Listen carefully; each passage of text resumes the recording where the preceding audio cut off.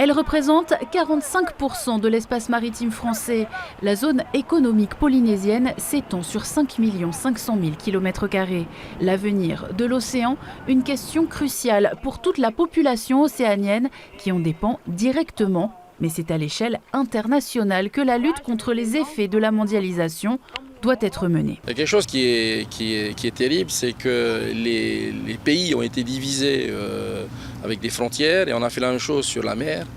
Et donc il y a une très grande partie des océans qui sont internationales. Et parce que c'est international et parce que ça n'appartient à aucun pays, on peut se permettre de faire ce qu'on veut. Et ça, c'est absolument scandaleux. Alors, ce n'est pas que des bateaux chinois, c'est des bateaux américains, c'est des bateaux européens, c'est des bateaux espagnols qui viennent ici piller l'océan parce que c'est international et que donc on a le droit d'y faire ce que l'on veut. Et ce que l'on attend précisément de ce type de sommet, c'est que les pays se rendent compte que c'est une erreur et une hérésie et qu'il faut absolument aussi réglementer les zones internationales.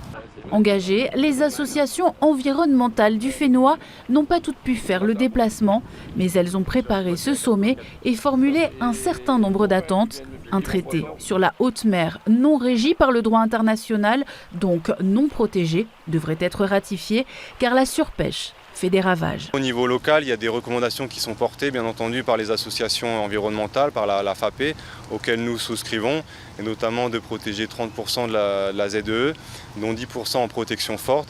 Et justement, il y a eu des propositions de compromis qui ont été faites pour ce zonage de pêche artisanale. Et juste ce zonage de pêche artisanale, s'il est annoncé, ça serait vraiment une très grande avancée qu'on pourrait saluer du gouvernement, puisque ça résoudrait des conflits d'usage entre les pêcheurs tonniers et les pêcheurs artisanaux, et ça contribuerait à préserver l'écosystème autour des îles. Ce dont on rêve, et on en parle depuis longtemps, c'est de créer une espèce de zone bleue dans le Pacifique, parce que les ZEE sont contigus. On pourrait commencer par l'île de Pâques, ensuite Pitcairn, ensuite il y a nous, ensuite il y a Likilibati, l'île de Pâques. Et si effectivement on imaginait tous ensemble que tous les gouvernements se mettent d'accord pour dire interdisons la pêche à la Seine dans tous ces ZEE, on créerait effectivement de facto une espèce de zone, un corridor bleu, une zone dans laquelle on pratiquerait qu'une pêche écologique et ça ferait beaucoup de bien à toutes ces espèces pélagiques. Un accord sur la pollution plastique est également en préparation. Concernant la Polynésie, 2 temps forts pour cette fin de semaine. Une convention entre Barbara Pompili, ministre de la Transition écologique, et Édouard Fritsch en matière de biodiversité. La délégation polynésienne interviendra également vendredi à Brest lors du volet haut niveau du One Ocean Summit, volet présidé par le chef de l'État.